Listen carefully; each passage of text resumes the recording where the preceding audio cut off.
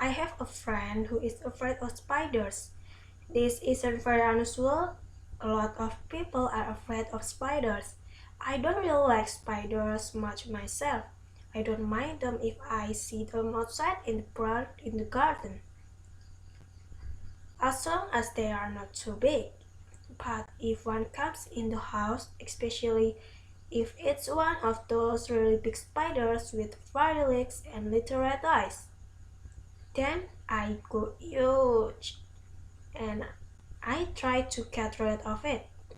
Usually I'll use a brush to get rid of the spider, but if I feel brave, then I'll put a glass over the top of it.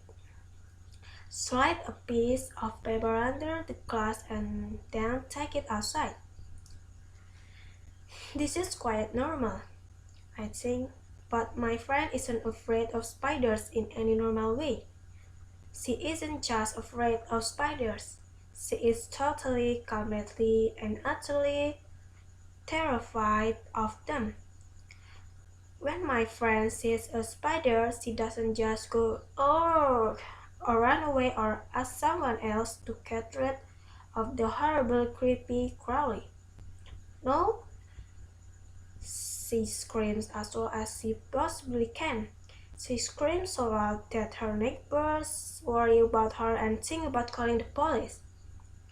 When she sees a spider, she shivers all over and sometimes she bleeds completely. She can't move at all because she is so terrified. Sometimes she even faints. But my friend had a surprise for me when we met for coffee last week. Guess what? She asked me. What? I said. I got a new pet. Great, I said. What is it? A dog? A cat? No. A budgie? No. A rabbit? No. What then? I got a pet spider. I don't believe you. It's true. I decided that it was time I did something about my phobia. So I went to visit a doctor, a special doctor, a psychiatrist. The psychiatrist specializes in phobias, helping people who have irrational fears to get better and live normally.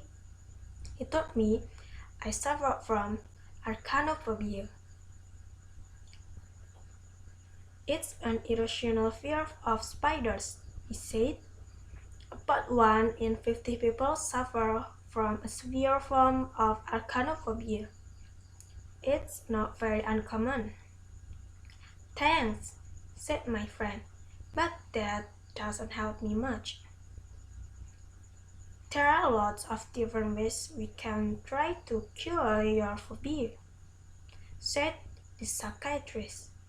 First, there is traditional analysis. What does that mean? Asked my friend. This means lots of talking. We try to find out exactly why you have such a terrible fear of spiders. Perhaps it's linked to something to happen to you when you were a child. Oh dear, said my friend. That sounds quite worrying. It can take a long time, said the psychiatrist. Years, sometimes, and you can never be certain that it will be successful. Are there any other methods? Yes, some psychiatrists use hypnosis along with traditional analysis. My friend didn't like the idea of being hypnotized. I'm worried about what things will come out of my subconscious mind, she said. Are there any other methods? Well, said the psychiatrist, there is what we call the behavioral approach. What's the behavioral approach? Asked my friend. Well, said the psychiatrist, it's like this. The psychiatrist caught a small spider from his desk. It wasn't a real spider. It was made of plastic. Even though it was only a plastic spider, my friend screamed when she saw it. "Don't worry," said the psychiatrist. "It's not a real spider." "I know," said my friend, "but I'm afraid of it just the same." Said the psychiatrist. "A serious case." He put the plastic spider on his desk. When my friend stopped screaming, the psychiatrist told her to touch it. When she stopped screaming again, the idea of touching the plastic spider was enough to make her scream. She touched it. At first, she touched it for just 1 second. She shivered all over, but at least she managed to touch it. "Okay," said the psychiatrist.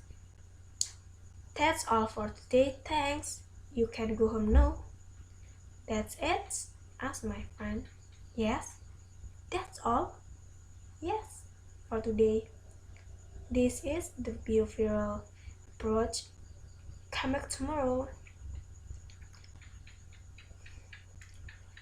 My friend went back the next day, and this time the plastic spider was already on the doctor's desk. This time she touched it and held it for 5 minutes. Then the doctor told her to go home and come back the next day. The next day she went back to the plastic spider was on her chair. She had to move the spider so she could sit down. The next day she held the spider in her hand while she sat in on her chair. And the next day, the doctor gave her the plastic spider and told her to take it home with her. "Where do spiders appear in your house?" asked the psychiatrist. "In the bed usually," said my friend. "Put the spider in the bed," he told her.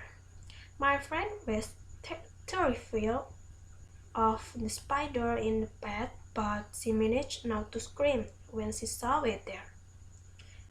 "It's only a plastic spider," she told herself. The next day, the psychiatrist told her to put the spider in her living room. My friend put it on top of the television. At first, she thought the spider was watching her and she felt afraid. Then she told herself that it was only a plastic spider. The next day, the psychiatrist told her to put the spider in her bed. "No way," she said. "Absolutely not." "Why not?" asked the psychiatrist. "It's a spider," replied my friend. "No, it's not," said the psychiatrist. It's a plastic spider.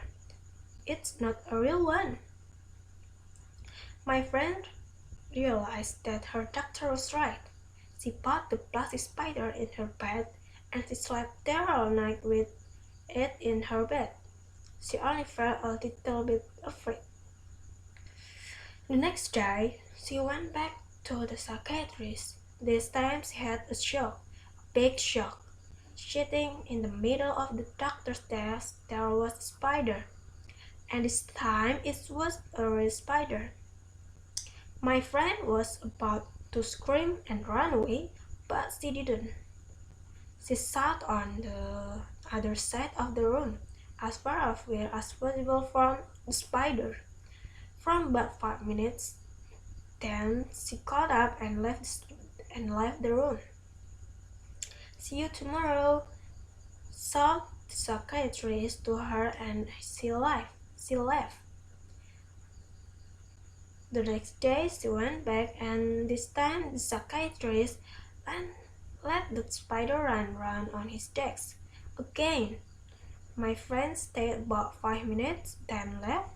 The next day she stayed for 10 minutes, and the day after that, 15.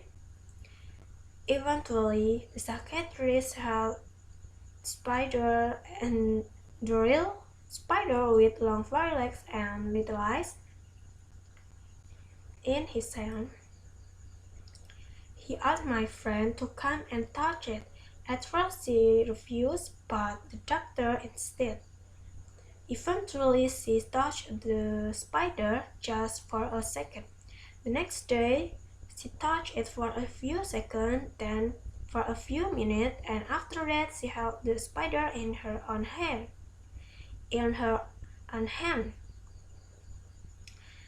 Then she took the spider home and let it run away and let it run around in her house.